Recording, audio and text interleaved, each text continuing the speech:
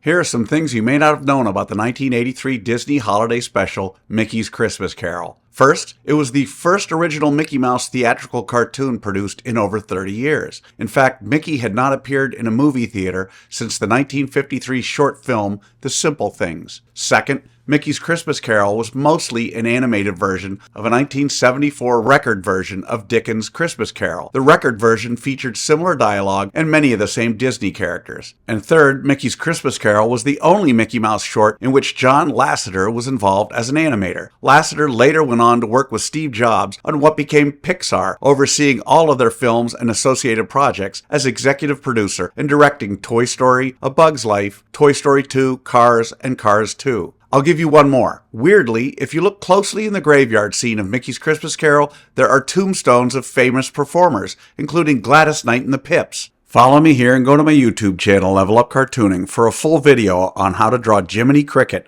as the ghost of Christmas past and hundreds of other drawing lessons.